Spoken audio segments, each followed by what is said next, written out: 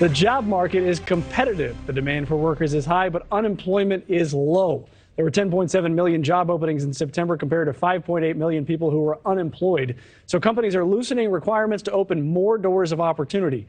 Google, Delta Airlines, and IBM were among those eliminating a four-year college degree from their list of requirements for high-paying jobs. Instead, they are focused more on what candidates can bring to the table. Let's bring someone to the table who can help us explain this. A prescription for job-seeking success. Tessa White is known as the job doctor, and that's why she's prescribing some help for us. Doctor, thank you for joining us.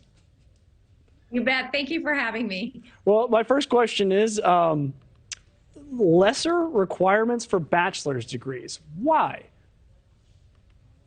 Well, employers have a supply and demand problem right now.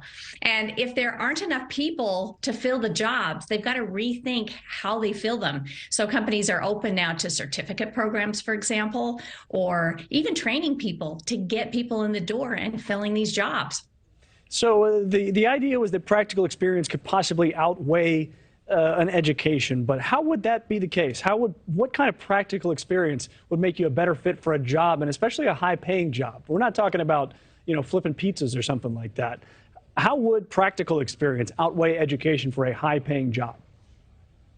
Well, I would take practical experience over book smarts any day, but what you're finding is that companies can take something less than a four-year degree, a certification, for example, that's very targeted in that job, that's every bit as important.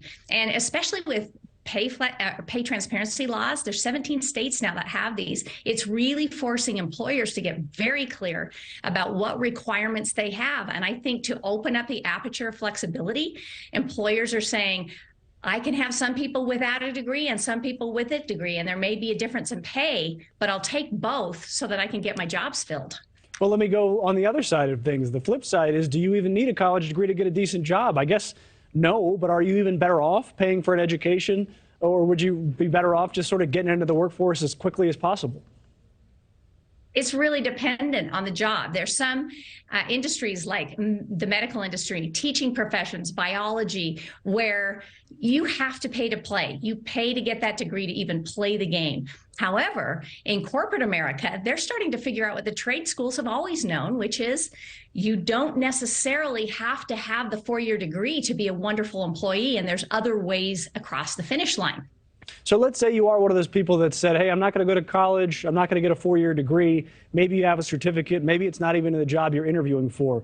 But how do you prove practical experience in an interview? What sort of things do you say? Well, I would certainly pick good internships. I would make sure that I'm crystal clear on the outcomes that I've gotten and the experience that I have had, because employers care about results. Bottom line, that's the highest currency that you have, is the results you've gotten from other jobs. And any time that you have been able to do that, whether it's internship or otherwise, I think that really speaks to an employer.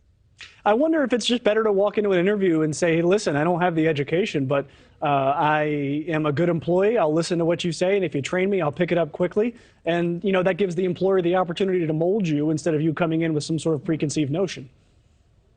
Well, that brings up a good point. People should really look at those job descriptions. The companies that get it right now will offer training, or they will say, do you have some other equivalent job experience or on-the-job training? And a lot of times people let themselves out of a job running because they don't think they have the education, when in fact, if they thought about the practical skills they bring to the table, if you can convey the value proposition, you get a shot at the job. That is a pretty good idea. That's Tessa White. She's the job doctor. There's a prescription. Thank you very much, doctor.